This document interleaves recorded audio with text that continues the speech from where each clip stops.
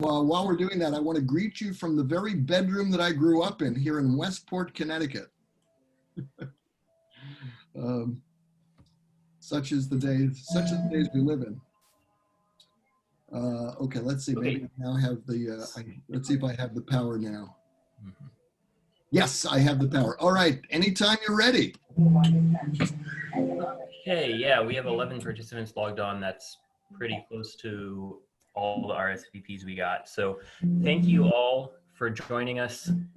When we first got our crisis response team up and running at the church, and we're trying to gather information from the parishioners to make sure we could stay in contact and try to meet people's needs through this crisis, we had a fill-in-the-blank form, or a field in the form that just asked, how else could you help?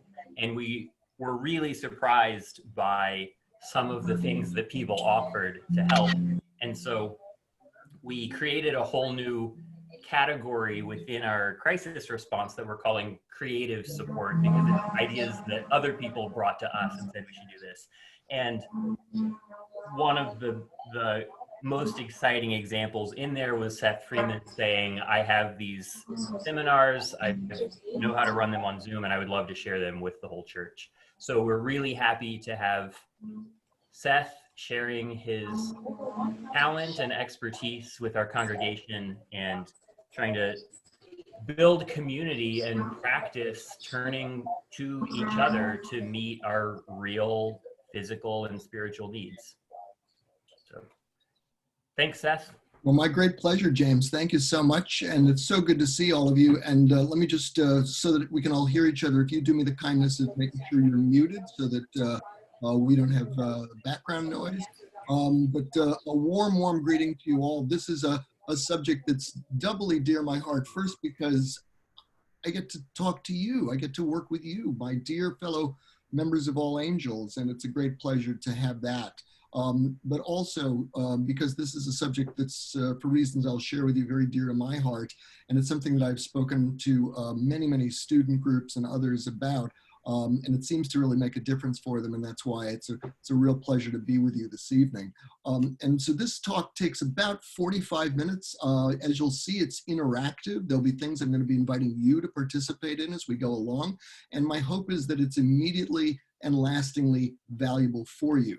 And the starting point is that we'll get through this together. This is an extraordinary time. Of course, you've heard that, but this talk is just one of many ways that All Angels is here to be to walk alongside you, to help you, to be of encouragement, and we want you to know that going in.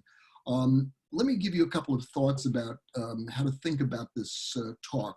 First of all, I'm going to be sharing with you 8 ideas about how to find or create a job in tough times. And I'd like you to think of these ideas as just suggestions. Please don't let this overwhelm you. Don't feel like now you've got 8 different things you've got to do. No, think of me as a waiter, and I'm presenting you with a menu.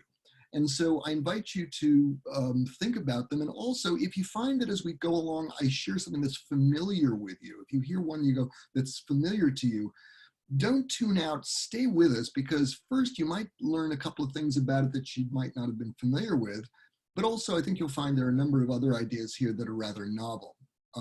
Each of the ideas are ideas that either I or many others have used quite successfully. It's research-based wherever possible, and I've been listening in the last several days to people who are blogging and YouTubing about the very current moment we're in. So I've tried to keep it up to date. I invite you to pick 1 or 2 of the ideas we're going to look at together as the ones you want to focus your energies on.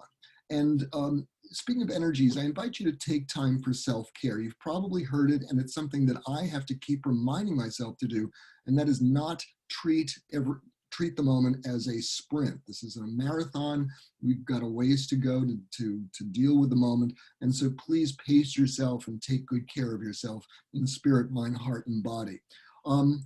If I were to sum up this talk in one word, it's others. Almost everything we're going to talk about centers around our ability to tune in to what others' needs are. And so as we go through, see if that is an organizing principle. And I think you'll find that it can reveal things, ways to do that that are kind of novel. I'd like to invite you also to keep an abundance frame of mind as we go through this.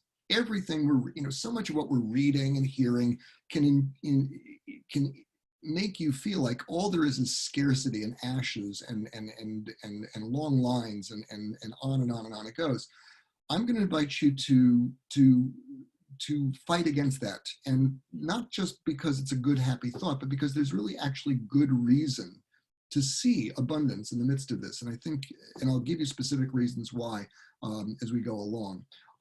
Lastly, I invite you to be asking yourself, how might I actually use one of these ideas? How could I actually, in the coming day, in the coming week, in the coming month, how could I actually make this operational? And I'm actually going to be inviting you to talk about that with each other as we go along, but more on that later. So let's get right into it. How are most jobs found? Well, there's actually some very good research in the social science literature that says that it's not what you might think. Most jobs are not found through conventional search methods. They're not found through resume campaigns where you send out 500 resumes and cover letters via email and you get deathly silence, or maybe 495 ding letters, and you wind up feeling like there's nothing. Well, that may be more about the search method than the prospects. They're not found through advertisements. They're not found online, although that may be changing a little bit. It's still generally not the way most people find jobs. They're not found through on-campus recruiting if you're in or around school. Now, it turns out that 75% of the jobs are found through connection, referral, and internal promotion. And that may sound like bad news. You might say, well, I don't have the old boys network. But if you take this one finding and you put it together with a process that I want to share with you, instead of being a wall, it can be a doorway. Indeed, I had a student who came to me a few years ago, and she said, Professor Freeman, you know that 8-minute talk you give about how to find a job, and I just talk about this one method I'm going to share with you. And I said, yes, Kim, of course. She said, I want to share with you what a difference that made to me. She said, I have a pretty weak resume. I went to a small city school in the South where I majored in Spanish literature and dance. And I've been working basically as a secretary at Merrill Lynch while I've been going to school here at the business school. And I've had this dream of being one day the chief financial officer of a major investment bank. But all my friends said, Kim, we just don't see that for you. You just have, your resume is too weak. So she said, I wanted to share with you that just yesterday I received a fantastic offer for basically my dream job. And it was so coveted that they were actually flying in people from as far away as London for the final round of interviews. And yet I got the job. And as if that weren't great enough, earlier this week, I got not one, but two fantastic offers from two divisions of another major company. Each of them would have been great, but the one I just mentioned is my dream job, and I'm going to have to take it. And I wouldn't have found those without that talk. Well, I was so proud of Kim, and many other people, my students, and I myself have found real happiness with this process too. So what is it? Well, it's something you may have heard of, but stay with me because it's actually often not what you first think. It's something called information interviewing. And what I do not mean by that is putting your name up on LinkedIn, although that can be useful. I don't mean going to virtual information sessions about a company, although that can be useful. I don't even mean spreading your business card around or the online equivalent of that, although that can be useful. What I mean is having a series of learning conversations where you ask specific and particularly valuable questions that can reveal surprising information. Like what? Like needs, insights, fit, exceptions to the rule, referrals, where are the opportunities? What you're looking for is not basic information, stuff you can find online. You'll do that beforehand.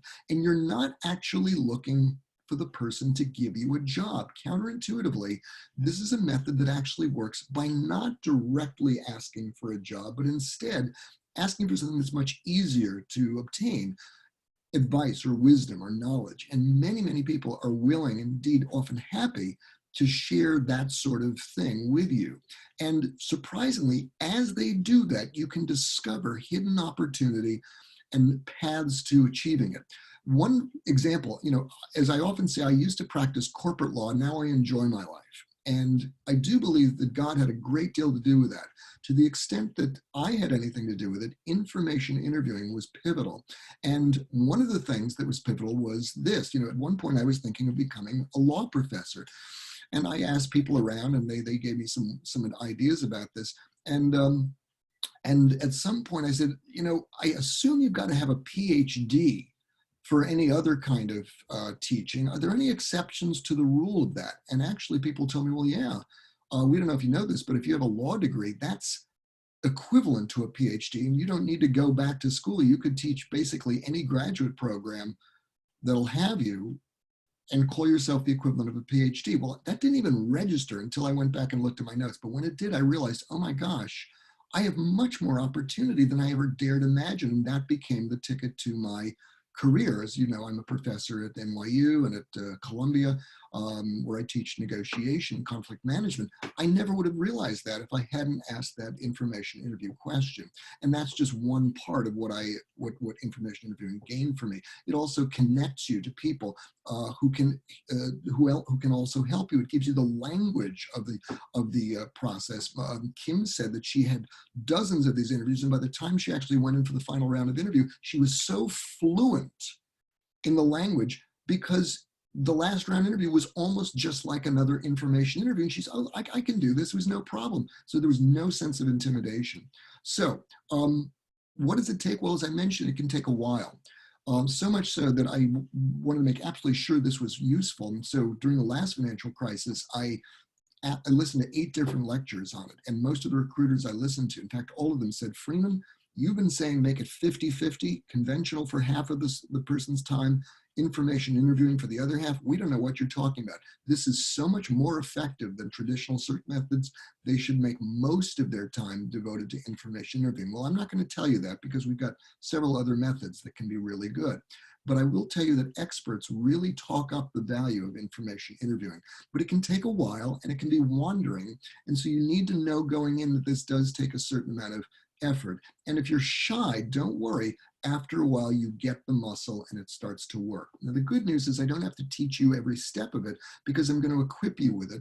I'm going to make available to you at the end of this a whole group of readings, one of which is called Information Interview. It's an essay that I wrote several years ago that NYU routinely gives to our students, and that can walk you step by step through this process. So that's the first of 8 ideas. And let me just pause and see if this much is tracking, if this is raising any specific questions for you, and then I'll move on to the next.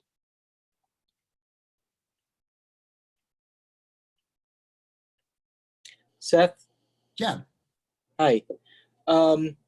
So how would, are you seeing information interviewing as one tool that you would use while you're pursuing work in a specific career path, or is this a way of sort of unearthing jobs in perhaps a surprising way? I mean, I see how this sort of information interviewing would be helpful both in the interview, the formal interview setting, and at things like, you know, at the coffee thing after church, right?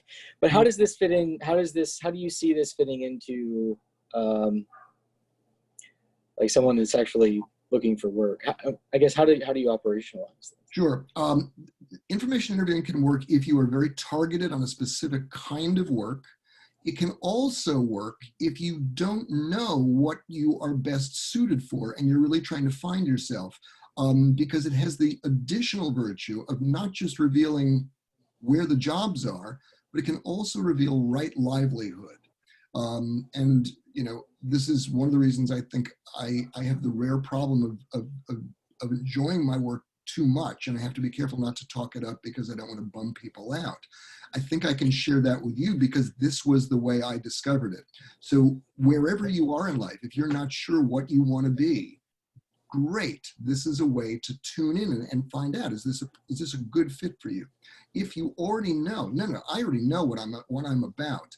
This method can accelerate your ability to get there.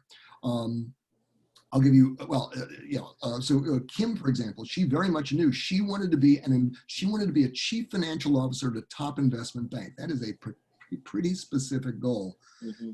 And I think something like 70 information interviews later, she got it. Does that answer your good question, Chad?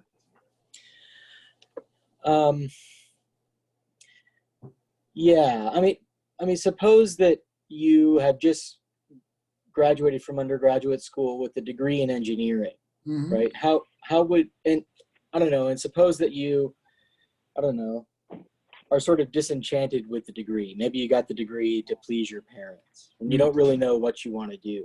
How would information interviewing be employed? Sure. By the way, situation like that? Trade the word engineering for law and you've got my story. Okay. So I didn't even know what I wanted. I had a dim sense, well, maybe teaching, but frankly, I wasn't sure. I was very enthusiastic about it. That's one of the reasons. This looks like a job for information interviewing, because before I go blindly off into a second career I'm not happy with, let me talk to people who've been there and find out and see what do they love about it and not love, and what do they find really it takes to really thrive in it. And let me tell you a little about myself. Does that sound like something that would really track? In fact, at one point, I went to somebody, a high school teacher at my old high school, and over lunch, I asked him, do you think I would be good teaching high school students? He says, do you like teenagers? And I went, well, they're not bad, but I'm not sure I'm going to spend 6 hours a day with them. It goes, well, then I wouldn't recommend it. That one conversation helped me not go down a dead end. Not that, in no way to disparage teenagers. It just, where did I see my fit? So that was a great question. I was glad for that interview. Does that help, Jed? Yeah, I think that does. And a word of reassurance, this is just in a way, this is a sampling, this is a tasting menu. And I'll give you the full meal in the article. And if you want more, I'm going to give you my contact information. Does that help? Great, Jed. Others? Good question.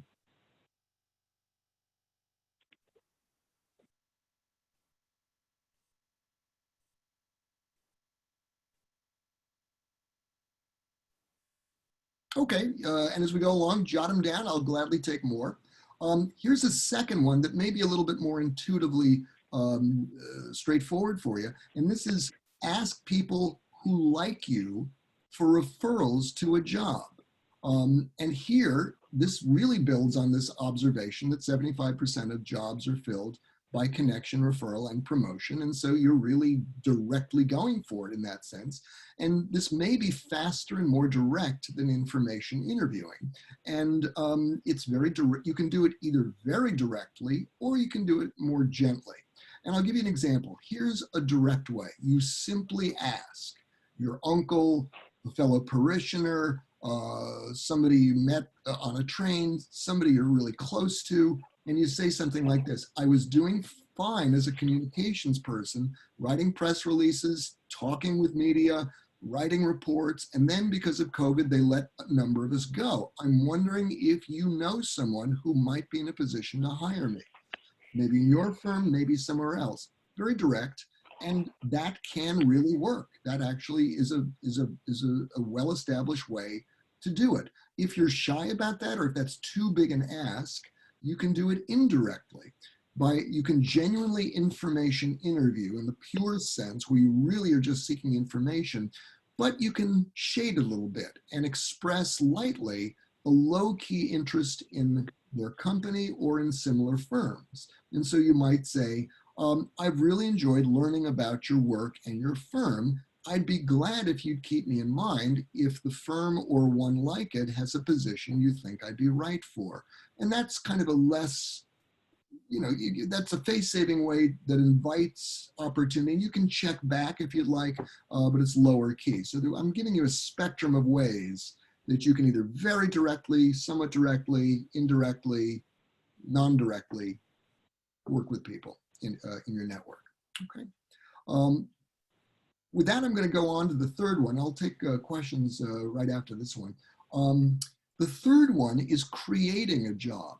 And it goes like this. Essentially, if you take information interviewing and a little taste of something I teach called negotiation, a little negotiating work, you can actually create a job where your future employer doesn't even know they need you. And yet, when you do this, they will look back and say, I am so glad you came along, and I never realized how much I needed you until you started. And I've actually used this myself, and I'll tell you more about that in a moment.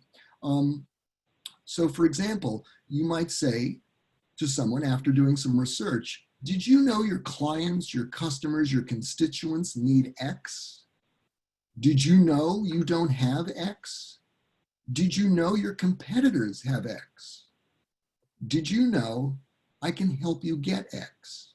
Well, a number of years ago, I actually almost word for word used this process. I went, after some research, I went to Columbia, to the School of International Public Affairs, and I went to one of the deans there, and I said, did you know that your students did you know that you do not offer a course on conflict management and negotiation? Even though you're a public policy and international affairs school, you don't have this. Did you know you don't have it? Your students are begging for it. I knew because they were coming to my business school class and asking me. Did you know that every competing school has at least one and even several courses on the subject? And did you know that I've taught it for several years and I can step right in and do it? And they said, when can you start? And that was 20 years ago. And now it's one of the most popular courses. So they had no idea. And one of the nice things about this, and I'll show you how you could adapt this to your workplace. I just learned this today. You could say this to a university. Did you know that your university needs more compelling video interfaces than Zoom? Universities are realizing you've got to up their game. Zoom just isn't good enough for the coming year. So did you know you don't have anything like that? Did you know that leading universities have that? And did you know I can help you select or design or obtain or set up or train to deploy a good one? When can you start? So where you see that kind of problem, you can step in and adapt your skills to that need. So the last page of the information interviewing article I'm going to refer you to actually gives you guidance on how to do just that. So let me pause for either of those and welcome your questions.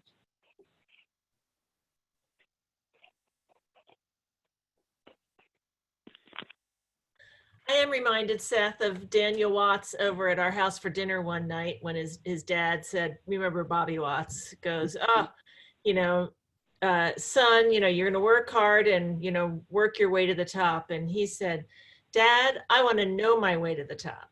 So very impressive. That's a savvy person. Part of our family lore. My family is all laughing on this. Very impressive. Boy, yeah. Work smart, not hard. Very good.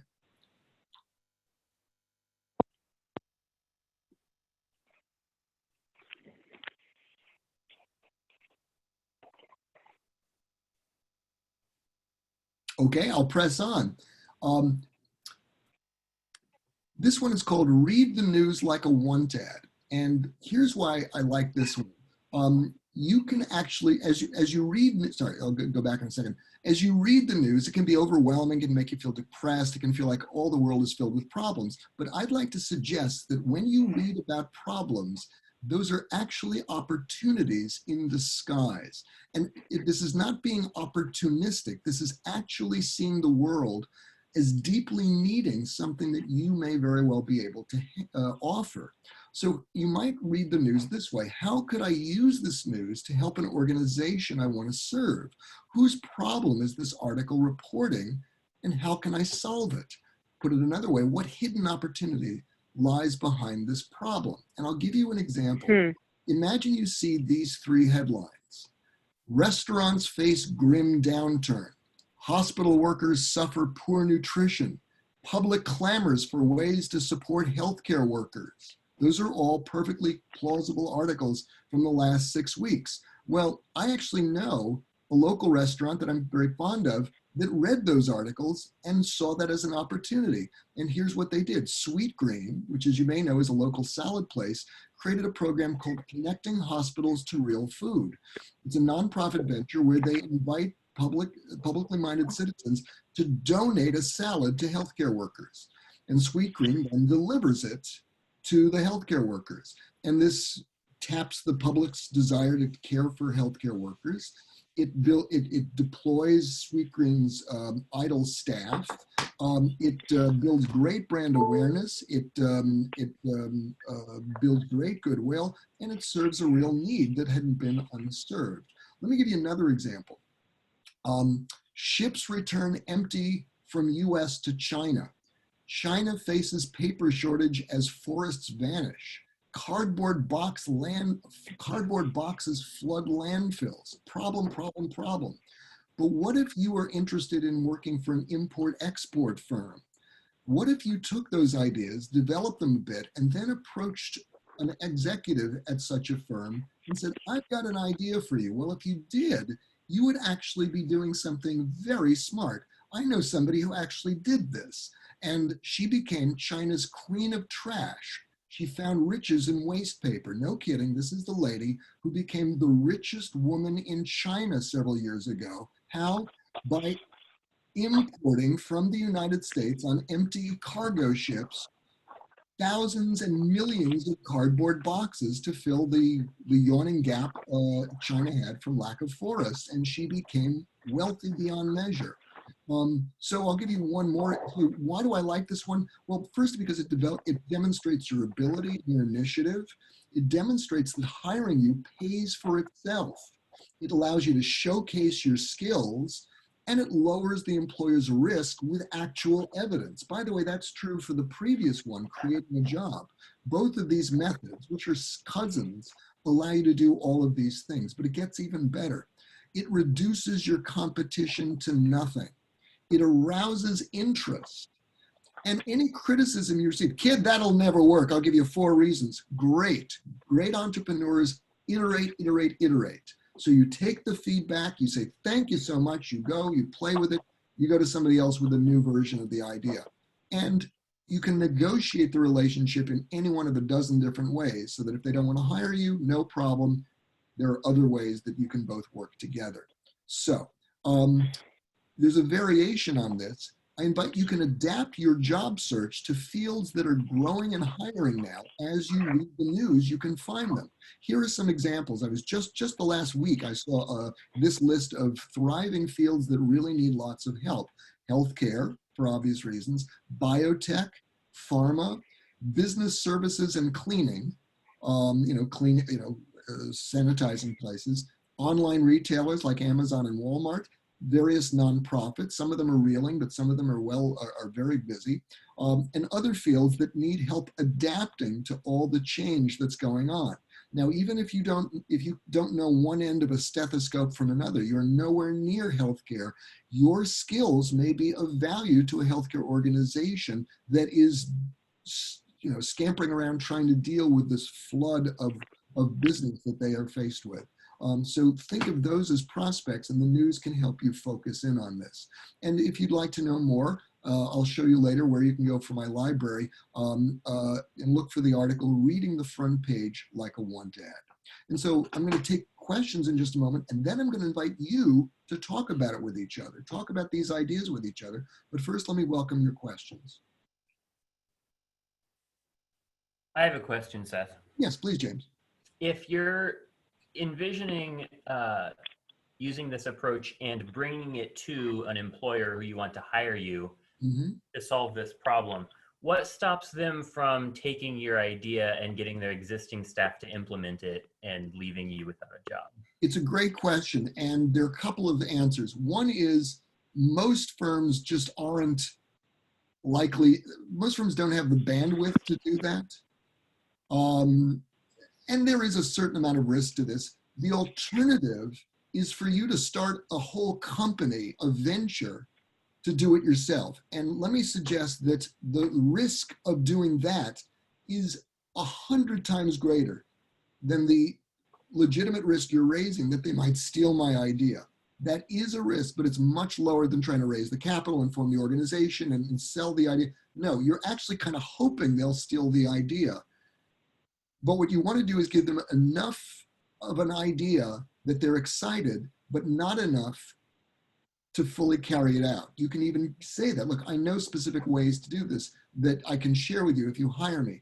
Real quick, there was a guy who went to a group of businessmen in California in the 1850s. He said, I have found the path that can help us build a railroad from California to New York. Hire me. And they said, great, where is it? And so he lays out the maps and he shows them the exact spot in the mountains. He was a geologist, where that pass was. He gave them all the directions they needed. They said, great. And then they hired him nominally, but they basically kicked him in the upstairs. They gave him no real responsibilities, no money. He was frozen out. He never made anything. One of the guys in that group who made a lot of money was Leland Stanford. So I call that the Leland-Stanford problem. And so it's a good idea not to tell them exactly where it is, tell them around about where it is. Does that answer your good question, James? And that's how Stanford got rich enough to endow a university. Exactly. Does that answer, does that deal with your good question? Yes, yes, it does. I've just heard horror stories from some, like, I think from the biotech industry, of employers asking in interviews for posted positions, posing a business problem, like a scientific problem, and saying, how would you solve this? Yes. And then stealing the ideas that all of their candidates propose. Well, one of the nice things about creating reading the news like a one ad is that you are choosing the time, place, and manner where you're approaching them. You're not in a stress interview up against 12 other candidates. It's just you. But I agree, there is that risk, and it's a calculated one, and you can reduce it. Great question. That was kind of going to be my question, was like, what's the timing of this? Because like, is this a cold call? Is this a blind email? Is this like in an informational interview? Or is this once you get an interview and you're like, by the way, do you have any questions? Oh yeah, let me give you my idea. Like, when is this kind of pitch happening? I would suggest that you take the initiative and that you network your way in using either information interviewing or a direct referral request. You know, Bob, I know you work at Citibank. I have an idea, and I think the director of philanthropy would love to hear about it. Do you think you could get me a meeting? And that could be probably, I would recommend that is the best way because it's targeted. It's not, oh, by the way, and now you have their intent. Now they understand what the meeting is about. If you have to use it as an afterthought in an interview, I think James's warning is worth taking seriously, that they might go, oh, that's a good idea. I think also if there's a little bit more intentionality to it, there's more of an awareness. This guy's pitching me an idea. There may be more of a legal issue here. So for all those reasons, I would say network your way toward it if you can. Mm. Does that do it for you, Bethany? Okay, great. Others? Okay, you've been gracious enough to let me talk for quite a bit, and so it's time for me to stop doing that. And what I'm going to invite you to do in just a moment is turn to a participant. I'll actually virtually do that. I'll set you up in a breakout room, and for a couple of minutes, I'm going to ask you to talk out with each other. How might I use one of these ideas? Could be reading the news like a one ad, could be creating a job, could be directly asking someone for a referral to a job, information interviewing. But I'd like you to talk about that with each other for about 2.5 minutes. And I'll give you a 1-minute warning when we're about to return. Okay, so here we go.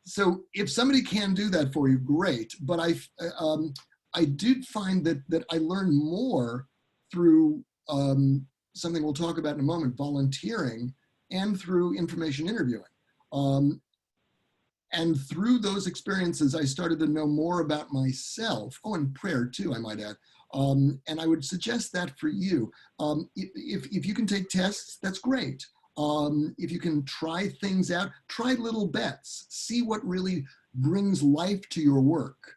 I didn't know you could cook like that. I didn't know you were so good at public speaking. Little experiences like that can be clues. And you don't have to solve it all in one moment. The opportunity cost for experimenting is much lower now. You're not losing huge opportunities right now if you take a little time and experiment. So in that sense, that's a gift of the current moment. And I invite you to use it. And if you do it in that sense, you might find this will actually get you there faster if you go a little slower. And of course, if the rent is due and the woods are burning, you have to take care of that first. But does that get at your good question, Rachel? By the way, my daughter's named Rachel, so you already get twice the points. Others? Okay, guys, your great questions are such that I'll move a little more quickly because I want to honor your time and then wrap up. So let me see if I can get you more in a little less time. A fifth idea is deals with the problem of what do you do if people you're trying to get a job with are afraid, not of you, but just the risk of taking on another employee. That can really be a barrier, even if they really would love to have you. So that's where you might want to deploy something called a contingent agreement. And this is where you basically say, if X happens, maybe the worst case scenario, we'll do A.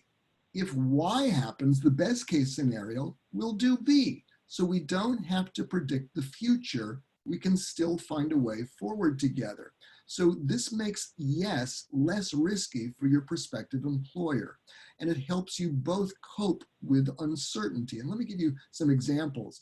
You could say to your employer to be, if your funding, if your donor, if your budget, if your client, if your approval comes through by a certain date, we'll make it a permanent hire, as we would both like.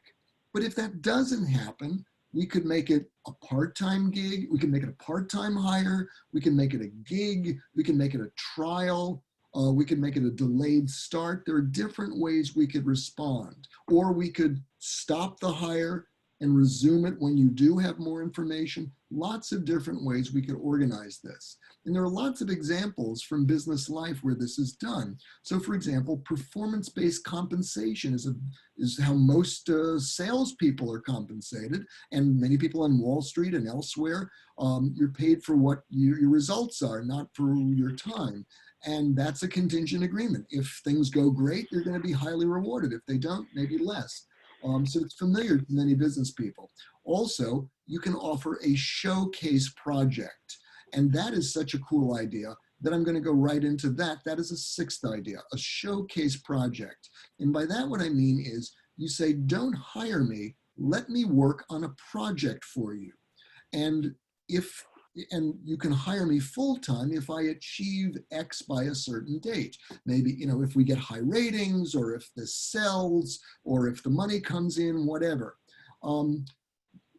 And good prospects, especially for doing this idea, are firms that are testing a new position or a new strategy. Sometimes smaller market, people in smaller markets, people who are startup ventures, people who are more inclined to take risks. They might be particularly open to this idea. Now, the nice thing about a showcase project is it lets them try before you buy, give you a test before they actually hire you. So it's less risk to the employer, and it lowers their recruiting costs, which is always a plus. They don't have to go through mountains of resumes and recruiters. They get to see you in action, and you're actually doing something for them. It also gives you a foot in the door, which taps into this idea that most jobs are found through connection, referral, and internal promotion. Once you're there and familiar to them, you've gone through a big hurdle. It builds connection, it builds trust, and it demonstrates value. The only thing I would add is that if you want to take this approach, please set limits. I knew someone who told me that he had been doing a showcase project for free for a startup venture for 18 months. 18 months. They hadn't paid him. And every time he went to the founder, she said, it's just not a good time to talk about it, but I'm sure we're going to find a time soon. And this went on for 18 months. And he said, what should I do? And I said, you should quit yesterday, because they're clearly exploiting him. And so I would say, maybe, 60, 90 days, and there should be a pretty clear out. The only exception is if this is the first gig and you can see the prospect for several other gigs down the road, you might want to continue. By the way, that's how I built my adjunct professoring career. I started just teaching one course at NYU quite a number of years ago. They liked me, they kept hiring me, that expanded and expanded, and now I have the equivalent of a full-time job. And so that might be another way to go. Two articles that I'd refer you to that are available online right now. The Executive Gig Economy, 7 Steps for Using Your MBA to Craft a Flexible Career. You don't have to have an MBA to use this article. Another one is Why I Tell My MBA Students to Stop Looking for a Job and Join the Gig Economy. This was in Harvard Business Review. So anyone's doing this, and there might be some good ideas expanding on this for you. I'm going to press on in the interest of time and suggest a 7th strategy, and that's volunteering. Lots of advantages to this one, besides, of course, the virtues that we sing about and pray about each Sunday, and rightly so. This can give you meaning and structure when you don't have a particular thing to do during a particular work period. And it can give you a sense of purpose that you may not necessarily have during a job search period. It can build lots of contacts. It can help you acquire vital experience. It can help give you entree to paying work later, maybe in the same organization or elsewhere. Referrals, recommendations are all possible. And it's a low-cost way to explore an interest or an entire field, as we were just saying earlier. I essentially volunteered when I was transitioning from law to what became my teaching career. I tried a virtually free course teaching securities regulation to paralegals. Nobody wants to learn securities regulation. So when I discovered I could make it fun and they really liked it, I got surprising ratings and I found I really enjoyed it. And that gave me leave to try it again and try it again. And now I have some recommendations. And then I could go to Fordham and I say, I've got this record. They could, well, why don't you come and work for us? And that led to NYU and Columbia, and off we went. So volunteering turned out to be a really useful strategy for me.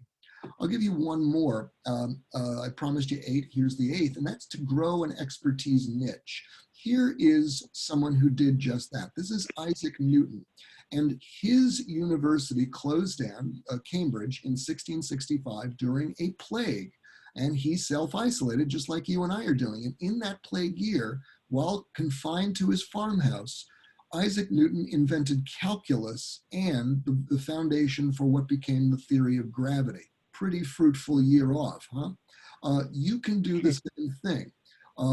And let me give you some suggestions. What can I study or master that will be in demand? Maybe you want to learn Arabic this year. Maybe you want to learn to play the piano. This is a great opportunity to do just that. I'll give you some specific examples. Maybe there are new artificial intelligence applications coming down the pipe and you can become knowledgeable about it. Maybe you can learn to play croquet. I'm not making this up. I knew a guy who built a banking career because of his love and excellence playing croquet in the rarefied world of amateur croquet, which was played by the rich and the elderly in Newport, Rhode Island, and Bermuda, and so on. Who knew? But that became his entree. Hospital supply chain management, for obvious reasons. Alternative uses of retail space. There's going to be a lot of need for that, and so on and so on. Doing all this gives you focus, structure, meaning, and purpose, while opportunities seem to be scarce. So you're really keeping and growing your skills. You're making good use of your time. You might want to set aside a certain period of time each day for just this purpose. And I invite you to seek ways to apply it, to demonstrate it, to credential it, to use it. Don't just dabble. See if you can actually channel your learning into something measurable and constructive so that you can actually show people, hey, look what I can do. I was last year learning about supply chain management of all things. And this year, what do you know? That's proven to be a very useful skill set that I can actually now bring to people I'm partnering with. By the way, you might want to also use this time of cultivation to polish your LinkedIn site and your resume.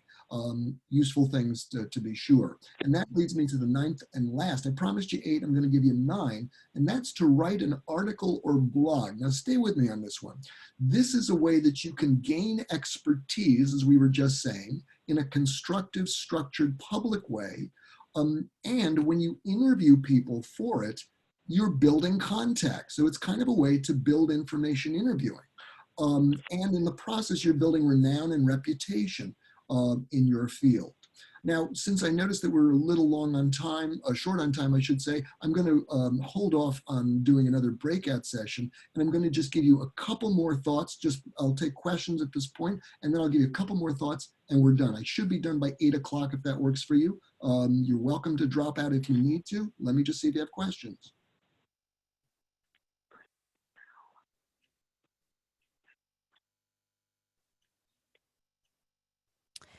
Seth, thanks for this. It's great. Okay, Lana.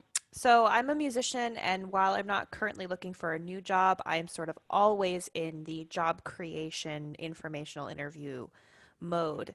Do you have any tips of transitioning one of those exploratory phases, let's say volunteering, transitioning that into something that is more structured or credentialed, or even just getting some recognition from the people you're volunteering for? Yes, often that can be something you can actually negotiate for. If I may, you can say, I'd love to come and work for you. Do you think I might be able to get a referral or recommendation? Or is there some way that you could, is there some little training thing that I could be qualified for while I'm there? Or is there some kind of test process that I can take once I've apprenticed with you? And there, I'll give you a tip. There's an organization called the Foundation Library.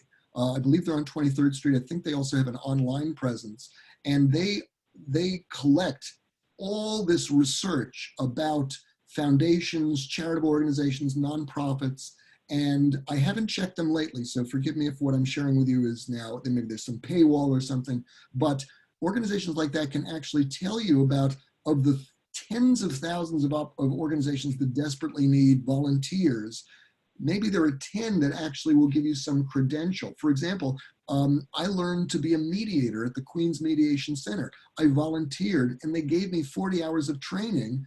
And now I don't have I can say I actually have been kind of certified as a mediator. And that's kind of a step into what turned out to be the starting point for my whole teaching career. So there are organizations that actually will provide that. And it may take a few hours of research, but boy, those sorts of opportunities are wonderful. And by the way, volunteer organizations would be very well advised to do that for you. The smart ones really will. And if they just say, kid, all I got is a broom for you to push, okay, that's a worthy thing. But I would encourage you to look for something a little more than that. Others? Great question, Lana. Others? By the way, Lana, what do you blow? Strike, actually. I'm a pianist. Oh, beautiful. I met somebody who had been a pianist, and then he discovered that he was helping other artists find work, and that led to an agency thing, and that led to advertising, and he became a multimillionaire selling his business to one of the top Fortune 100 companies. Whoa, how did that happen? Well, it can happen. I'm going to proceed then and give you a couple other things. This is a by the way, guys. Polish your digital presence. I just literally read this the other day.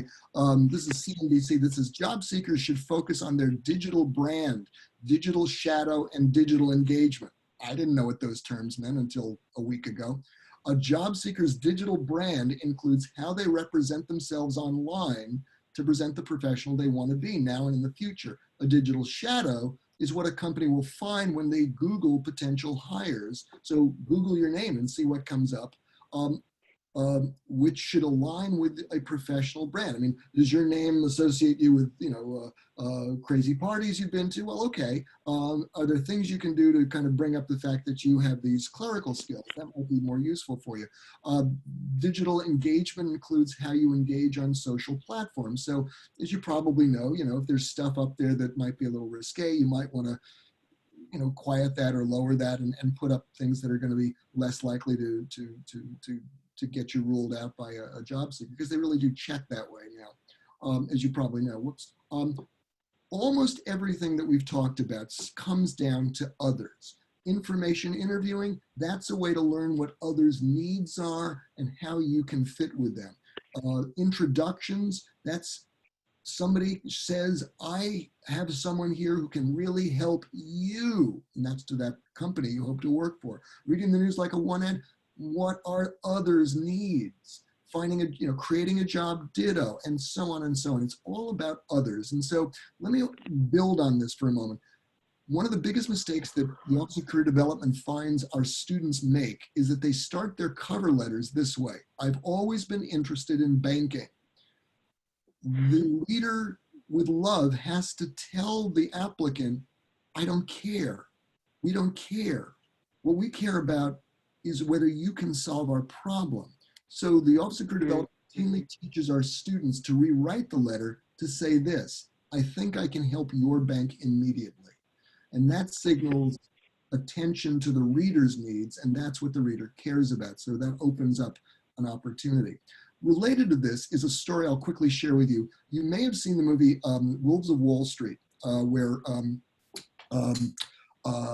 Leonardo DiCaprio, character, asks somebody, sell me this pen. And it's a whole Hollywood thing, and it's very dramatic. But I actually had a student who was asked this in a stress interview on campus.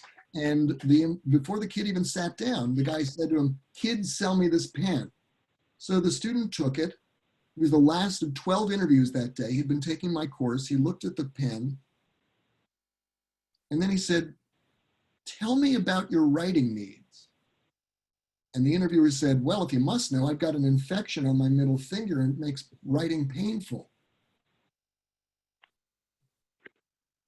Student looks at the pen for a while, and then he says, I think you'll find this pen can be particularly valuable for you because you'll notice it actually has a rubberized section right here, which is much softer than a piece of plastic. And so it allows you to rest your sensitive skin against a much gentler surface. And so you'll find that it's much more comfortable. And so you'll write more easily, you'll heal more quickly, and you'll be more efficient. And the interviewer said, you're hired. You're the first and only candidate who's actually bothered to find out what we care about, what I care about, and that's what we're looking for. And I'll venture that's what every employer is looking for. So focus on the other's needs, and you'll find you're going to do much better. This is actually the thesis of a wonderful book by Wharton professor Adam Grant called Give and Take, Why Helping Others Drives Our Success. And there he found that there are basically three types in life. Nice guys, takers, and traders. Which one does best professionally over time? And what he found was nice guys finish last. Sorry, hate to break it to you, kid. New York, tough world. Nice guys finish last. Takers, the people who are very aggressive, they do pretty well, although they do hit a ceiling. Traders, you scratch my back, I'll scratch yours. They do pretty well too, although they hit a ceiling. But Grant found that there is a fourth category who do way better than all the rest. And who is that? Nice guys. Wait a minute. Nice guys finish last. Yeah, I know. There are two kinds of nice guys he found. Naive nice guys who just go, oh, you want to go to Bermuda with your family and you want me to work nights and weekends and skip Christmas? No problem. They get treated like they get treated like roadkill. But there are others who are thoughtful about their own needs as well as others, and they say, I can't just give away my family's well-being just so that you can go to Bermuda. But if there are ways I can help you unilaterally that don't ruin my own interests, I'd happily do that for you without anything in return. Let's talk.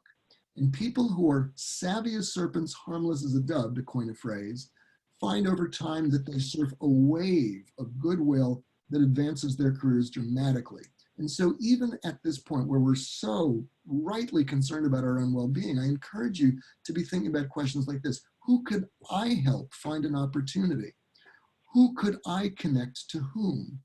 Who could I recommend? And I invite you once a day to see if there's somebody in your life you know who could well use a LinkedIn recommendation, an introduction, just a how are you doing, above and beyond what you already are doing as just a native part of your walk with Christ, and see if that doesn't help both of you really nicely. Along the way, I'd also suggest that you form a small group. This was invaluable to me when I was transitioning from law to academia. And this has all kinds of benefits. It gives you mutual encouragement. It allows you to mutually help each other. It gives you an each one teach one experience, one of the best ways to learn. You help somebody else learn things, and somebody else teaches you, and you're all being leavened by the experience. And it gives you a certain measure of accountability. So you're getting up in the morning more regularly. Oh, one other thing, it builds your other muscle. So in all of this, a word of encouragement, you are enough. Genuineness and authenticity is more persuasive than polished selling. There's actually a Harvard Business Review article that actually empirically found this. And I found this too. I was really good at being like Alec Baldwin and Glengarry Glen Ross, really slick and talk really well. That's how I talked my way into jobs I hated. When I learned, thanks to Christ, to be more authentic, I actually began getting the work that I loved. And people actually welcomed my genuineness, which was a revelation to me. And that brings me to a personal note. I have never shared this with people until the last month, but I'll share it with you. I went through a dark period in my own career quite a number of years ago, a period where I was a lawyer and I really wasn't sure where my future lay. I was in a dark place and I was really quite lost. And it was a period of despair, frankly. And during that period, there were people who stood up and spoke into my life and said, do not be afraid. This season will pass. There is a bright future for you. Hang in there. And that was like manna from heaven. It just so helped me. And it proved to be exactly true. And now I have the great honor and pleasure of paying that debt forward and speaking into your life briefly and saying, do not be afraid. This season will pass. There is a bright future for you. Hang in there. And I will add that in the process of making that what proved to be a very happy transition, I also found something more. I found Christ through this experience much more deeply than I had before. The suffering actually became an occasion for knowing him better. And I'll always be grateful for that. I also discovered a wonderful article I would recommend to you highly called How to Find Your Mission in Life, The Spirituality of the Job Search by Richard Bowles, the author of What Color is Your Parachute. He was a Presbyterian minister, and in that essay, it's about 15 pages, he speaks from a Christian perspective about the spirituality of the job hunt. And he speaks of the idea of vocation and the idea of actually unlearning some things that we might have been carrying around with us. That was invaluable to me because I thought it was all about prestige and money and how fancy the office was. And in his book, in that essay, I discovered calling and right livelihood and service and being true to myself and others, and that became a tremendous gift. So I commend it to you very much. I give you lastly the case for optimism, and it's a strong one. First, tough times don't last. I'll show you why I say that. Here's a list of the last 4 recessions. How long did they last? No more than a year and a half, and often substantially less than that. If this period feels like it's going to be interminable, it won't. It will end. And you need to keep that in mind. Also, believe it or not, we live at one of the very best moments in human history. Books like Matt Ridley's The Rational Optimist and Hans Rosling's Factfulness strongly demonstrate that tyranny, poverty, disease, and war itself have all dramatically declined in the last years, the last decades, even the last centuries. And we live at a better moment than any human beings have ever lived before. It's very easy to lose sight of that. Don't let that happen. This is a remarkable era, and it will, after this downturn, It will continue. And you can see why as he talks about this. And now I'll give you one other thing. This gentleman to the right, that man on the right is my father. He's John Freeman. He's 96 years old, and he's wise and full of years, and he lived through the Depression and fought in the Battle of the Bulge, no kidding. When he went through the Depression, it was tough, but he always said we had a feeling amongst ourselves as my family that things would get better. We were always optimistic, and they did. He went on to have a lovely career as an engineer and a research director with a Fortune 500 company. He had a lovely family. He lived a very happy life. He still does. He's in good health. That is the long game, guys. And I invite you to keep his story in mind, because tough times don't last, and you will. So as we wrap up, I also encourage you to, instead of the news, study characters in adversity. Here are some suggestions. I find it really helps to read stories of Lincoln, Maya Angelou, Winston Churchill, The Boys in the Boat, a lovely story about people who persevered through the Depression and won the Olympic medal in the 1936 games. Also biblically, the book of Psalms and the book of Job, real encouragements and consolations in times of trouble. I'll also put in a plug. Coming on Zoom, May 18th, we're going to have another talk on negotiating recession, how to survive and thrive in downturns through negotiation.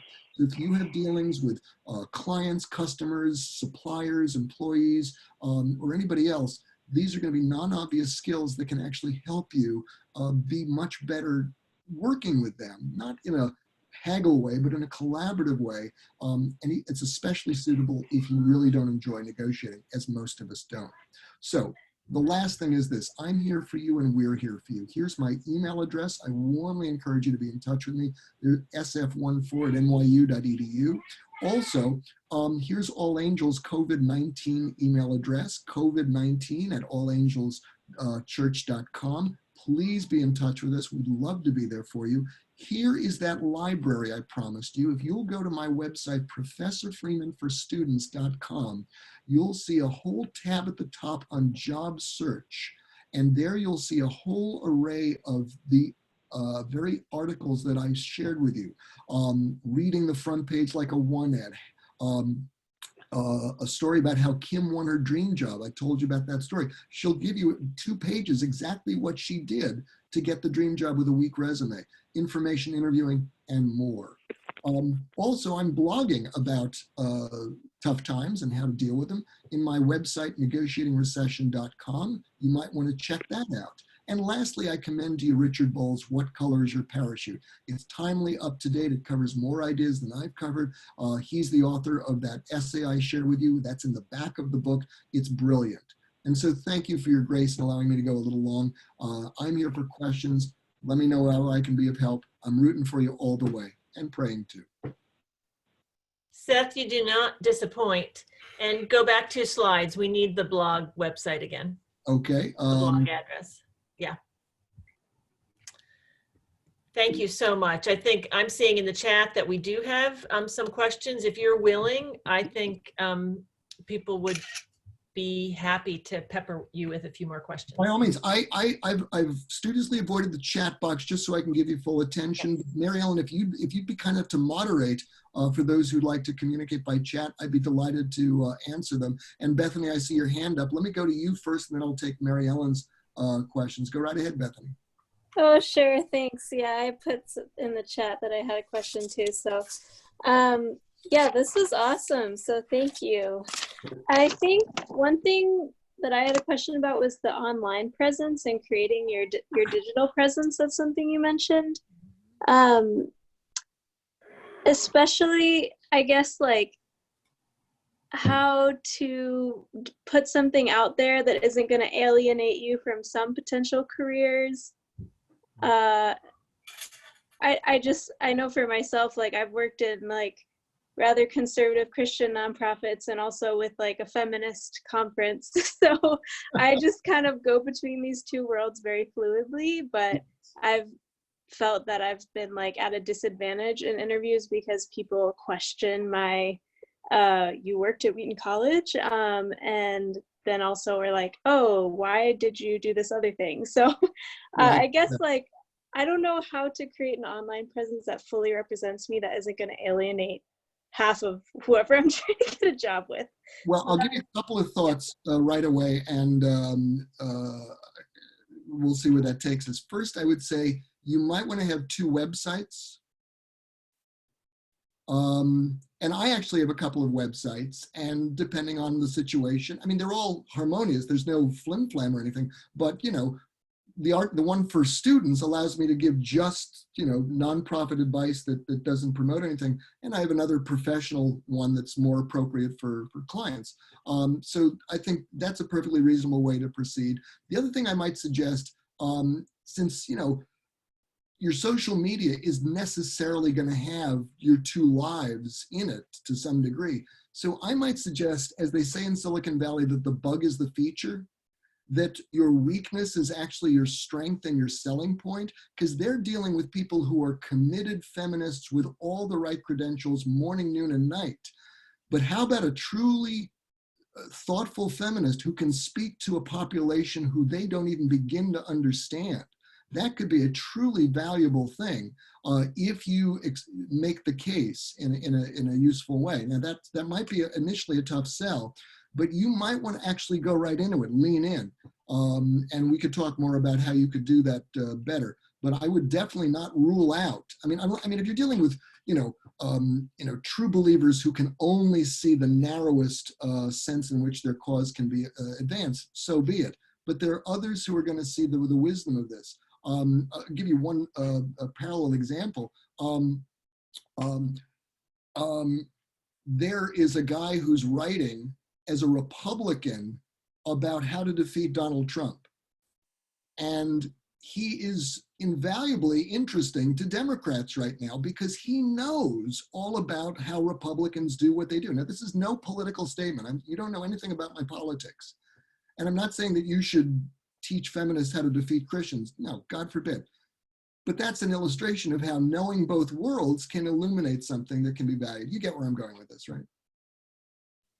Yeah, I think that's a great idea and helpful. And I think my go-to has been to try to avoid it and just like, I speak to whatever I need to speak to wherever I am. And I find that really exhausting. So I like what you said about being authentic and yeah, don't talk yourself into a job you don't want, but also don't just to like put that all out there and make it a feature. So yeah.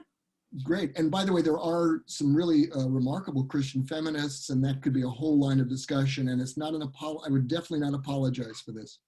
So thank you, Bethany. Others, Mary Ellen, are there other questions? Bethany, I think you had one other question. Yeah, I mean, other people can go. Another question that's popped up, I know a couple people are thinking this. They live in towns they didn't grow up in, or they're in a unique season of life, or just starting out, fresh out of college, out from under their parents' wings. What are the connections? How do they develop the connections for the informational interviewing technique? It's a great question. And the first thing I would suggest is sit down and write out a list of 30 people who you know, or who you would even be willing eventually to reach out to, whom you don't know right now, who know something you don't know about the field you're interested in. Start with the easy ones: relatives, friends, classmates, and then get a little bit more daring. For example, geez, there was that article I read in online last week, the author. I wonder if I could write to that person. Now, I find about 20% of the time they actually will respond. But I did that about 6 months ago. I wrote to somebody who had written an article. This person referred me to somebody else, and now I have this whole new area of research and client formation because of a really cool collaboration that's emerged from that process. And it all happened because I just contacted an author. At some point, you might even want to contact people who you right now think I could never contact. Celebrities, marquee names. As you get more adept at this, you'll actually start meeting people who know them. You'll actually start building more confidence. You may not ultimately speak to, former Secretary of State John Kerry about your interest in the Foreign Service, but you get the idea. You might find that you can actually stretch your skills, your confidence more than you might think, which is a triple benefit. But I'd start with those 30 names, and as you go through the process of information interviewing, one of your go-to questions, as you'll see in the article, is there anyone else you would suggest I speak with or even read to learn more? And those become additional names on your list, and so it self-replenishes. Does that answer the question, Marilyn? I'm seeing nods. I think that does answer the question. You started with a mention of LinkedIn and almost a hint of dismissive, and then circled back at, maybe I'm reading too much into it, and circled back at the end and said, actually, you do need to tidy up your LinkedIn profile. Do you have any tips for that? Yeah, I did not mean in any way to be dismissive about LinkedIn. The only thing I would suggest is, while it's somewhat changing, and online is definitely a way that employers are at least culling, sometimes searching, the last thing you want is to be passive. So I would not say that you should just put your name up on LinkedIn and just wait for the job offers to roll in. That's not the way to use it. But if you now know these proactive methods and you've picked one or two that really resonate and you pursue them, then I would say you really definitely, part of that is to make sure your LinkedIn and online presence is up to date. And, watch some YouTube videos for people who are more adept on this than I am. In 5 or 10 minutes, they can give you some coaching. But basically what they tell you is make sure that you described yourself accurately and positively, and watch for search words that that the employers you're hoping will reach you will look for. I don't know what those search words are, but in every field there are special magic words, and they've got search engines that can look for them. So pepper your work with that. And, take down things that might not be serving you or that are dated. I was shocked to discover that just the other day I went online and it said that I went to Cornell Law School. I didn't go to Cornell Law School. What are you talking about? So these things can happen. So you want to make sure it's accurate. And then do the same thing for Facebook and Twitter and all the other presences. So there's a kind of a seamless organizational thing. By the way, I just checked literally an hour ago, and I discovered that not only am I a professor at NYU and Columbia, I won an Emmy Award. An Emmy Award. Actually, no, I didn't, but there's a guy in Hollywood a generation before me. His name is Seth Freeman. And as far as Google's concerned, that's me. So even when you try your best, you can still get confusion in the market. So be careful. Well, we could believe you won an Emmy Award. I might be related to people who need a digital scrubbing process. And I wonder. That could be a job opportunity. Somebody who does this for a living, that could be valuable. Do you recommend that, or something more modestly tidy? Well, I can tell you that I'm actually working with a web designer right now, and people who do it well are valuable. And there probably are lots of people who are adept at social media. I cannot vouch for how good they are. So I leave it, that might be an information interview question. Are they worth the money? I just don't know. But I know I'm not particularly adept at social media. Others? James, I know you well enough to know that you and Sarah actually have 2 questions over there. So I'm gonna. Wait, I think I saw half of Sarah's face. I'm here. I don't know. Do we have questions? I don't like being put on the spot. All right, I'm looking for other waves. Little children wave when they want something. That's more my milieu. Well, the good news is you don't have to come up with a question right now. I'm here, break glass in case of emergency. Let me know. I'm happy to be of service anytime. I did have a question. I see a name on this list, and I bet the question she would like to, and it's not one of my daughters, I bet the question she would like to ask is, I think I need to be looking for new work, but discretion is really important. I can't have the industry is small. I can't have any of my informational interviews be mistaken for what they actually are, and get back to my current employer. How do you navigate that? It's a good question. And I think one of the best things I can say is I don't know offhand, because information interviewing is a rather intimate personal experience. So I think my first suggestion would be to do more research, learn more than you normally would online.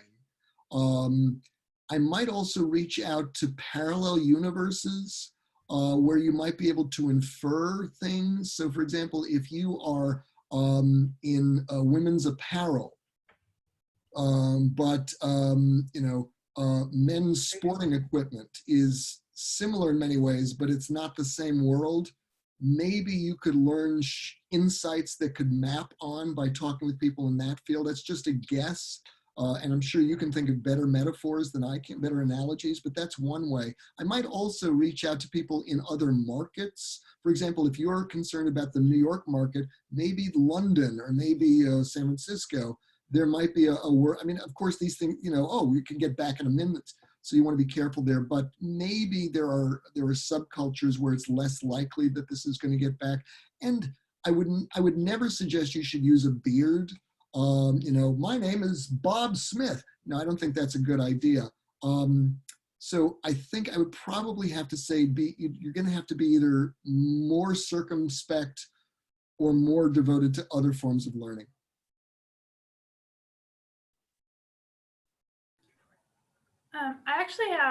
I was reflecting on my personal experience of my mom, so I might have like a suggestion.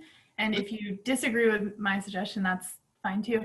My mom was looking for work at the same time that I was, about 6 or 7 years ago. And she was re-entering the workforce after a long time of raising kids and homeschooling. And so her job experience was like very old. And what worked for her, one of her strategies was to pick up a couple temporary jobs. So she looked at like a temp agency, and then there was also a family friend who knew her, and they had suddenly a couple employees leave. And so they reached out and said, I heard you're looking for work. We actually like temporarily need somebody to work in the office. And then that turned into a full-time permanent job. And she's still been there for all these years. And not exactly the same, but when I was looking for work after I finished in the Peace Corps, I found I had an opportunity to go back to a previous job, and I wasn't in the location where I wanted to live, but I decided to take it on a temporary basis because I was finding it was a lot easier to find a job when I was employed. Yes. So part of what was working for me was knowing that it wasn't my dream job, but having sort of my own time limit of I'll do this for a while made it way easier to be applying rather than saying, well, I'm not employed and I also only volunteered for the last 2 years. I think that kind of was like a turnoff to employees if they didn't already, or employers if they didn't value the Peace Corps.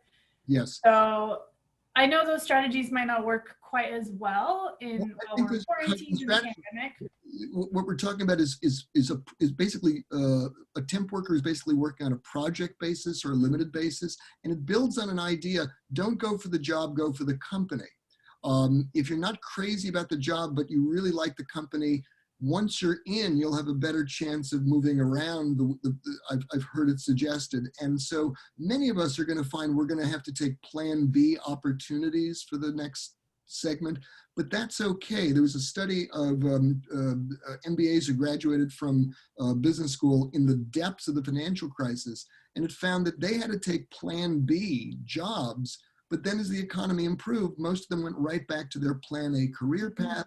And looking back, they said it was fine, it wasn't an issue. And that's a kind of a related point to yours, Sarah, that if there's an opportunity that, it's not what you love to do, but the organization is, that's one way. Or just if you need a kind of go from square A to square B to square C, you may not be able to get from A to C in one step.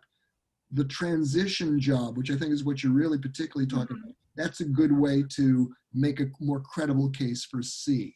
And I found that when I took the temporary job, it was working in an administrative role in higher ed. And then I was able to get interviewed at basically every other higher ed institution I applied to because I had a current job Absolutely. in that area, even though I knew I wasn't going to stay in the job I was in. So I went from like not landing interviews to having everyone say, oh, you're currently working at this other institution, like we're interested. Yes, and yes, so if you can't, I wouldn't say therefore that you should take the first job you're offered, especially if it's not a great fit, but there is that case, and you might want to treat the next, I mean, you don't want to, especially if they see this as your attempt anyway, that allows you to make that transition a little more easy. Yeah. Seth, you're treating us to a session on Monday, and the subject, the title includes the word negotiation. Yeah. Several of our viewers find themselves in jobs that have changed outside of their control in the last few months. Some of them directly related to COVID, some of them new bosses, things of that nature. Do you have any advice? Can you speak to that? And the new job is not likable. Can you speak to that? I can relate. You know, teaching online in this format is a different bird. And I've discovered that I'm working till 1:30 in the morning many nights. Who would have thought? I would have thought, you know, commuting would be tougher, but no, I'm actually working harder from Zoom. So yeah, there's been an adjustment there. So I know the feeling. Now, at the moment, my feeling is I don't feel inclined to object or say I deserve more money or anything like that. I feel like it's a crisis and I want to pitch in, and that's fine. As crisis turns to stasis, there are things that I would probably want to talk about with my boss. Now, of course, I want to make sure I'm not, you know, asking for caviar at a restaurant that's on fire. You know, if things are still in crisis for my employer, I have to be sensitive to that. But at some point, they're going to be in a place where they need to look at the long term. And then I would say the basic, I'll give you a sneak peek. It is, if you think that what negotiation is about is thinking fast on your feet, talking a good game, being aggressive, and winning through intimidation, that's exactly right. That's exactly what it takes if you want to entertain people, which is what Hollywood will make you think. And that's exactly the opposite of what good negotiating is about. So if you don't like negotiating because that's what you think it's about, welcome. I don't like it either. That's not what it's about. And really good negotiating is boring, and it's essentially a form of collaboration and thoughtfulness. And the object is to be strong and kind. Those are the qualities that I want my daughters first and foremost to acquire, to be strong and kind. And the process that we'll look at, negotiation, is a very intentional, practical skill set that enables you to do that, to be hard on the problem, soft on the person. So I would go to my boss maybe in August after things have calmed down. I'll say, you know, Steve, you know, I love working for NYU, and I really look forward to continuing it. And I want to just have a conversation with you about some of the things that could help all of us deliver this content more easily, more comfortably, and it can allow me to do more in less time. And frankly, I need that myself for my own personal reasons. Can we have a conversation about that? And that opens up a conversation that's constructive, that's positive, that's attentive to his needs as well as my own. And if I've got ideas that I think are likely to work for him, half the battle is won already. No guarantees, but I find it works very well. Seth, and there's still one more question, and Bethany might elaborate. How do I break into the gig economy? Maybe I'm sensing, you know, that pull. Go ahead, Bethany. Yeah, maybe that's a longer thing for email or whatever, but I think, as you mentioned, creating jobs for yourself, that question of like, how do I go on LinkedIn and look who's hiring and email them and say, oh, I can do this for you? Or like, how do I get a gig? Like, what is a gig? Where do I find a gig? How do I do that? Well, I think you're going to find more of them in coming days because gigs are less risky for employers. And I think beyond the 9 different ways that I mentioned, You know, there will be listings. There are lots of listings, and there are actual organizations that will offer you gigs. Upwork, for example, and there are musician websites. And I'm working with a musician right now, and I found him through one of these gig sites. So there are lots of venues for deploying them. And I would probably have to say, tell me more about your specific needs, and we could think about a strategy for finding that.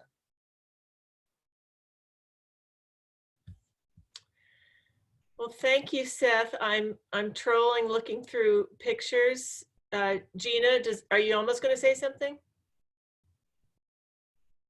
No, just thank you. This is so helpful. Wasn't it? Yeah, this is great, Seth. My great pleasure. I'm rooting for you and praying for you all the way. Blame me for any shortcomings. Take all the credit for your successes, which I know you'll have. Thank you so much. Thank And you, we'll Seth. see you on Monday night. I look forward to it. Bye, guys. Thank you. Bye, Seth. Can't wait for the next Zoom seminar. I'm looking forward. All good things. Thank you.